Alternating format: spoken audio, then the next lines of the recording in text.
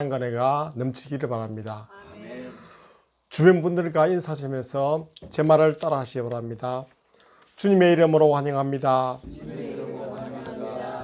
하나님은 당신을 사랑하십니다. 수고하고 무거운 짐이 있으면 예수께 나오세요. 예수님의 온유와 겸손을 배우면 힘을 얻습니다. 아멘. 여러분들도 아마 보신 적이 있을 것입니다. 그 그림은 하얀 긴 수염을 기른 멋진 할아버지가 사람들을 환영하는 손소리를 냅니다. 그런 그림을 사람 키만큼 크게 실제 사람처럼 문 앞에 붙였습니다. 바로 켄터키 후라이드 치킨 통닭집이지요. 아마 서대문에서도 이대 앞 신촌 기차역 옆이나 신촌 현대백화점 앞 또는 홍대 입구역 그 근처에 제가 몇 번 보았습니다. 그 그림이 너무나 신기하고 이상했습니다. 물론 저는 그 통닭을 먹어보지 못했습니다. 아마 맛있던 모양이지요. 지금 이 그림은 세계적으로 아주 유명했고 또 모든 큰 도시에 이런 통닭집이 있습니다. 이 통닭집을 처음 개설한 사람은 커넬 산도서시입니다. 이분은 젊을 때부터 열심히 일했지만은 하는 일마다 안 되었습니다. 그래서 빚이 자꾸 쌓였습니다. 그의 나이 60대였을 때 파산당합니다. 수억의 빚을 짊어지고 파산당한 것입니다. 절망했습니다. 마음의 근심과 걱정이 가득 찼습니다. 야, 어떻게 살아? 나는 뭘 하나? 나는 헛살았다. 그런 고민이 앞을 가리고 그는 정신적으로도 힘들어서 마침내 미칠 지경이 되었습니다. 그래서 정신병원에 입원했습니다. 정신병원에 누워서 생각하니까 앞날이 캄캄했습니다. 어떻게 살까? 뭘 할까? 이 빚을 어떻게 합나? 고민되었습니다. 그의 옛날 일이 생각났습니다. 하는 일마다 안 되었고 실패했습니다.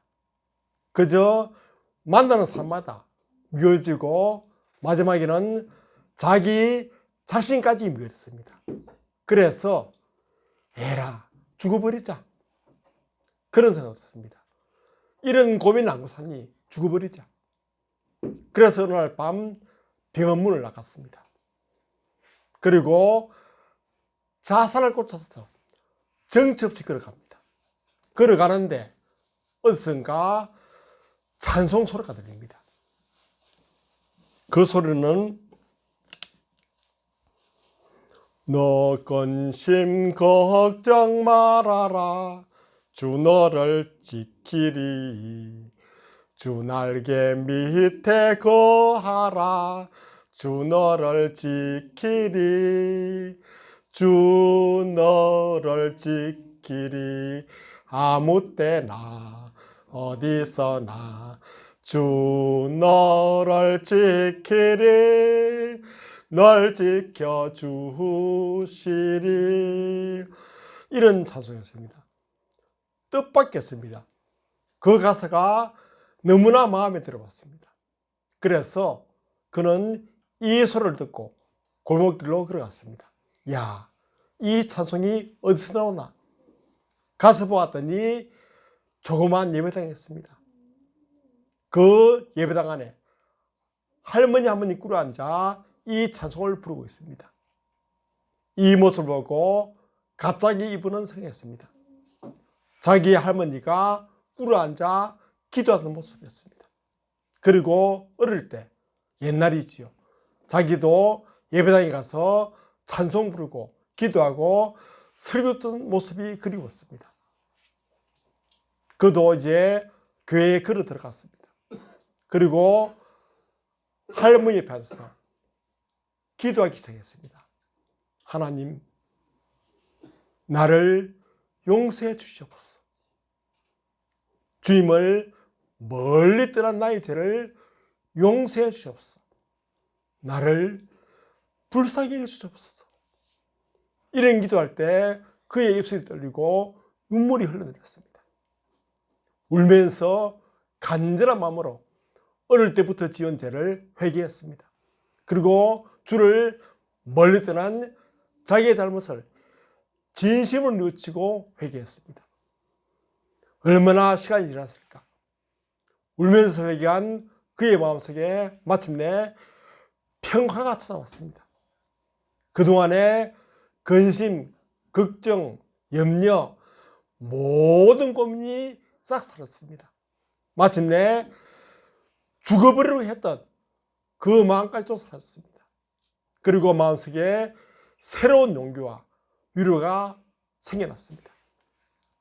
그래, 나는 다시 한번 일해보자.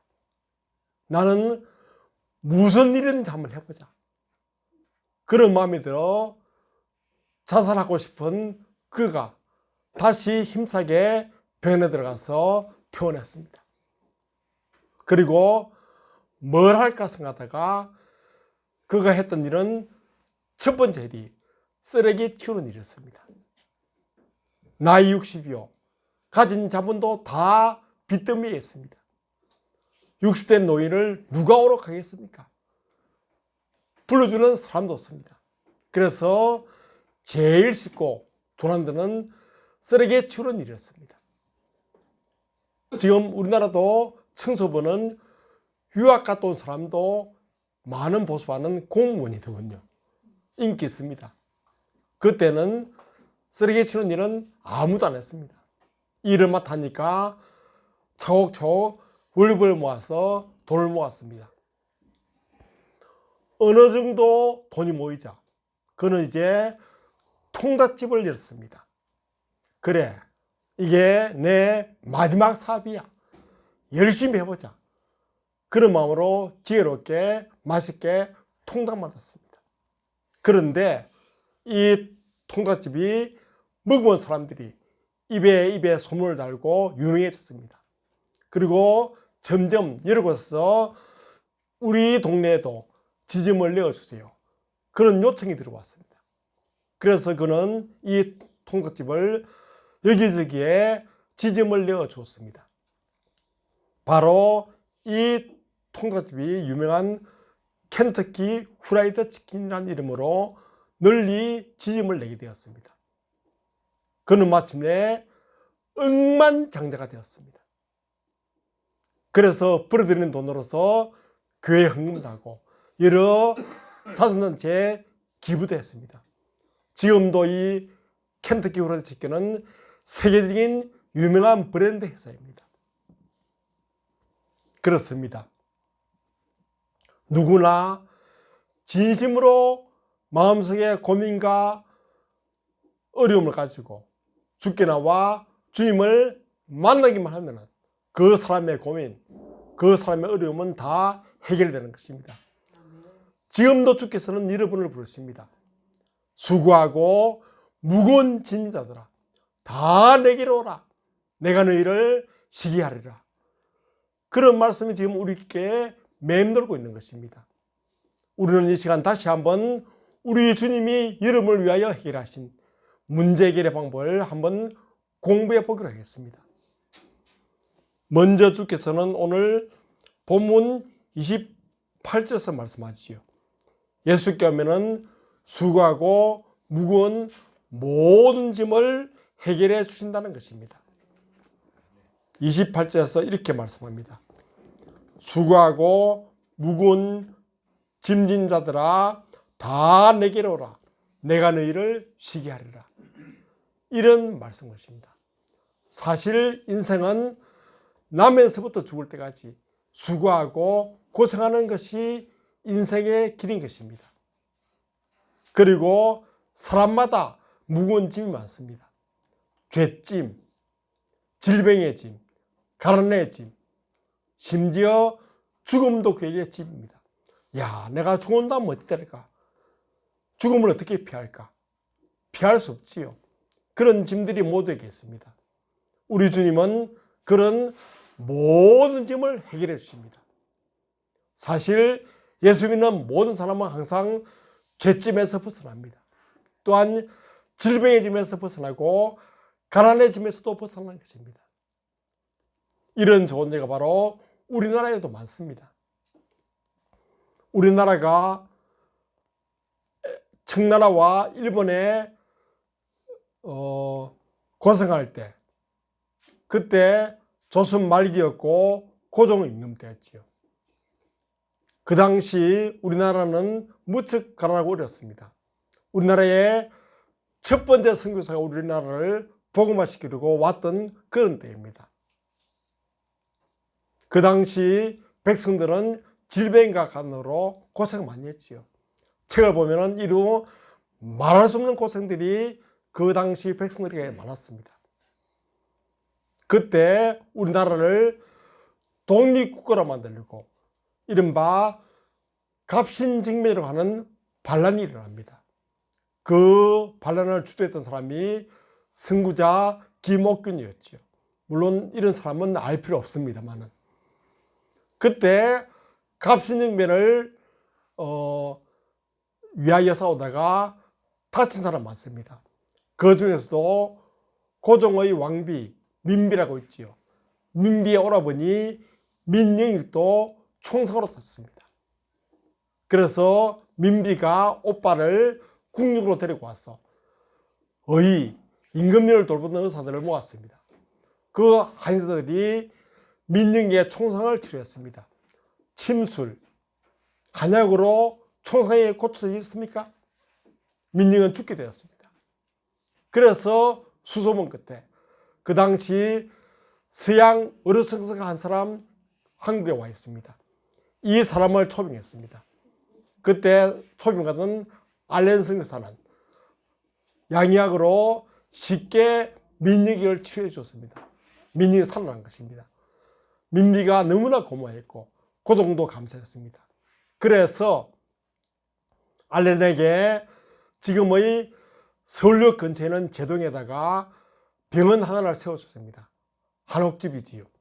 이름을 강혜원이라고 붙였습니다.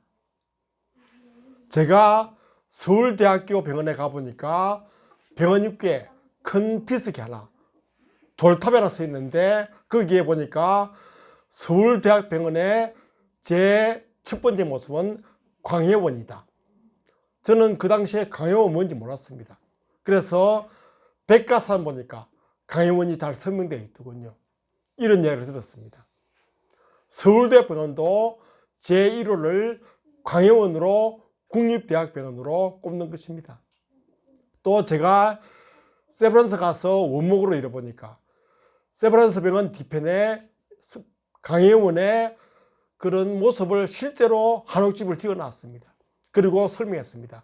강혜원에서 이름을 제중원으로 바꿉니다. 그리고 그 제중원이 세브란스가 되는 것입니다. 그래서 지금 신촌으로 이사 오지요. 그래서 서울대학병원이나 세브란스가 모두 강혜원을 자기 병원의 첫 번째라고 꼽는 것입니다. 그만큼 알렌 선교사가 세웠던 그 병원은 유명한 것입니다. 그래서 강혜원에서 제가 기록 보니까 하루에도 무려 250명 이상의 환자가 몰려와서 그 사람들을 모두 치료해주고 약을 줘서 고쳐줬습니다. 그러니까 지금 한국에는 많은 병원, 아마 수만 개가 되겠지요. 그 많은 병원이 모두 예수님의 치유를 전달하고 그 정신을 본따 세워진 병원인 것입니다. 지금도 예수께서는 병든 자를 치료합니다. 예수께 오면 모든 질병의 짐이 모두 내려놓고 편히 쉼을 얻게 되는 것입니다. 또한 예수께서는 가난의 짐도 벗겨주었습니다. 사실 우리나라가 예수 믿기 전에 어렵고 힘들었지요. 예수 믿어도 오랫동안 어렵게 힘들었습니다. 제가 기억하기로 초등학교 아마 4학년 때쯤 되었죠. 그때 배우기로 우리나라의 그 경제적인 서열은 그때가 아마 1960년대 초였습니다. 세계 한 120개국 나라가 있는데 우리나라 서열 순위가 104였고 총 국민 소득은 105불인가 그 정도였습니다. 제가 기억은 좀 희미합니다. 그리고 그때 북한은 아마 110불쯤 되었고 95등쯤 되었습니다. 북한이 그동안 우리나라보다 잘 살았죠. 그런데 지금은 우리나라가 세계 10위의 경제 대국이 되었습니다. 수출은 세계 6위의 대국이 되었습니다. 국민 소득도 지금 무려 3만 불을 넘어서 엄청난 부를 이루고 있습니다. 이런 부가 모두 사실 우리나라 국민의 성실성, 교육열에 힘을 잃고 있지만은 여기에는 기독교의 정신이 깃들어 있는 것입니다. 복음이 전파된 이유로 우리나라가 모두 평등하고 열심으로 일했고 잘 살게 된 것이 바로 주님의 은혜인 것입니다. 이런 것도 무시할 수 없는 역사로서 우리에게 기록되어 있는 것입니다. 모든 짐, 질병의 짐, 가난의 짐, 죽음의 짐도 예수께서는 해결해 주신 겁니다. 사실 죽음도 우리에게는 피할 수 없는 숙제이지요. 예수님은 우리 모두의 죽음의 짐을 해결해 주신 것입니다. 예수님도 죽음의 것에서 부활하여 우리 모두에게 죽음을 이기는 힘을 주었습니다. 또한 많은 죽은 자를 살렸었죠. 요한복음 11장 25절과 26절에 보면 나는 부활이요 생명이니 나를 믿는 자는 죽어도 살겠고 살아서 나를 믿는 자는 영원히 죽지 아니리라. 이것을 내가 믿느냐? 그런 말씀을 했습니다. 예수님은 부활이요 생명입니다. 이것을 여러분들이 믿습니까? 믿으면 여러분 모두는 죽음의 짐을 해결하는 것입니다. 그런 모든 죄짐을 해결했고 모든 무거운 주께서는 다 풀어주었습니다. 여러분도 이제는 진심으로 주 앞에 나와서 모든 짐을 내려놓고 편히 쉬고 행복한 인생을 살아가시기를 바랍니다. 그 다음 주님께서는 수고하고 무거운 짐을 해결하는 방식은 바로 온유와 겸손이라고 말씀해 주었습니다. 29절 말씀에서 나는 마음이 온유하고 겸손하니 나의 멍에를 메고 내게 배우라. 그리하면 너희 마음이 힘을 얻으리니.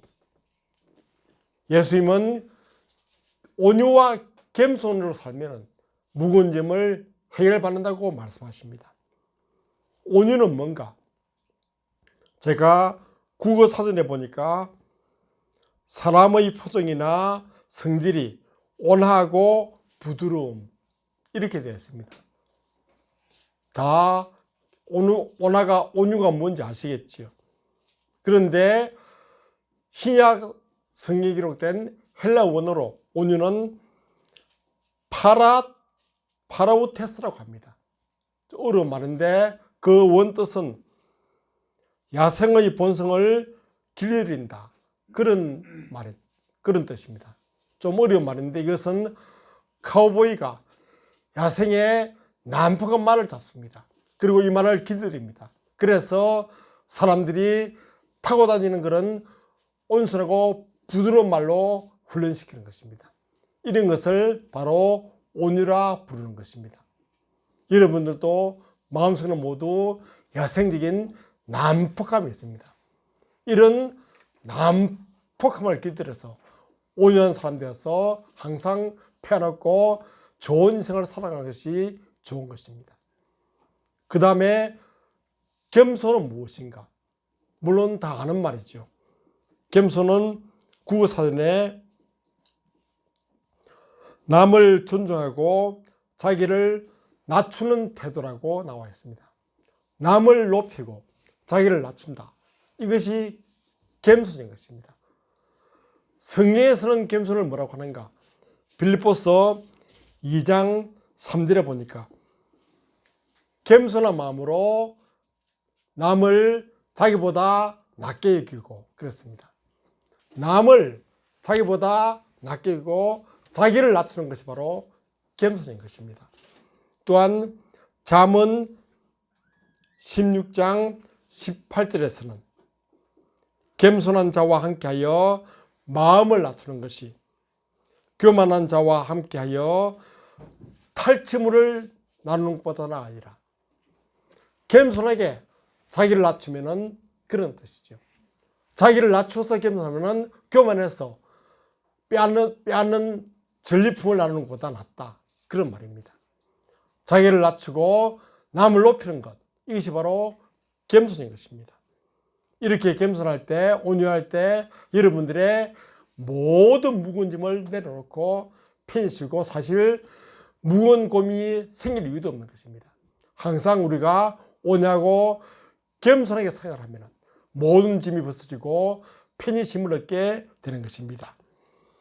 마지막으로 예수께서는 나의 멍에는 쉽고 나의 짐은 가볍다고 말씀하십니다. 오늘 본문 30절을 볼까요? 이는 내 멍에는 쉽고 내 짐은 가벼움이니라 하시니라. 예수께서는 마태복음 6장 25절에서 말씀했습니다. 무엇을 먹을까? 무엇을 마실까? 무엇을 입을까? 염려하지 말라 했습니다. 사실 인생은 먹고 사는 문제로 모두 무거운 짐을 지고 있죠. 뭘 먹을까? 어찌 살까? 무슨 옷 입을까? 고민할 때 인생은 그게 무거운 짐이 되고 인생은 고달파지는 것입니다. 너희는 그런 걱정하지 말라. 그리고 먼저 하나님의 나라와 그 일을 구하라고 말씀했습니다. 사실 하나님 나라와 그 일을 구하는 것이 겸손과 온유의 뜻입니다. 그리하면은 너희의 모든 무거운 짐, 뭘 먹을까, 뭘 입을까, 어찌 살까 이런 고민의 짐이 벗어진다. 그리고 마음에 참된 평안을 입는다. 그런 말인 것입니다. 그 겸손과 온유는 내가 뭘 먹지, 내일은 뭘 해야 되지 그런 고민하는 짐보다 더 가볍다. 그런 말씀인 것입니다. 이제는 여러분들의 모든 고민, 걱정 다 벗어버리고 주님께 이제는 내 모든 힘을 주께 맡깁니다. 주의 뜻대로 내가 무엇을 먹거나 무엇을 마시거나 무엇을 입거나 결정해 주십시오. 그러면 주의 뜻에 따르겠습니다. 나는 이제 주만 따라 사겠습니다. 그런 믿음의 마음으로 주께 여러분들의 짐을 맡기고 여러분들은 항상 겸손하고 온유하게 살면 모든 짐이 벗겨지고 편히 쉼을 얻게 되는 것입니다. 이제 여러분들은 항상 주 안에서 십자가 앞에서 무릎 꿇고 주께 내 모든 고민, 걱정 다 맡깁니다. 내게 주의 뜻대로 결정해 주옵소서. 나는 주を믿고 따라가겠습니다. 그런 마음으로 편히 쉼을 얻고 행복한 인생을, 구원받는 인생을 살아가시기를 바랍니다. 아멘. 기도하겠습니다. 사랑의 하나님 감사합니다. 저희들이 지고 있는 무거운 짐을 주께서 내려놓고 대신 져주시고 우리의 모든 고민과 모든 인생의 염려를 맡아주심을 감사합니다. 주여 이제 저희들은 참된 평안을 믿음으로 얻게 되었고 우리 마음이 쉼을 얻게 됨을 감사합니다. 이제는 항상 주의 뜻을 따라 살겠습니다. 주님의 결정대로 따라가겠습니다. 주께서 이제 우리 인생을 보호해 주시고 밀어주시고 덮어주셔서 우리의 모든 고민을 항상 주께서 맡아주시고 우리들에게 참된 평화와 기쁨과 형통이 있도록 우리 인생의 길을 인도하여 주옵소서. 우리 구주 예수 그리스도 이름으로 기도하옵나이다. 아멘.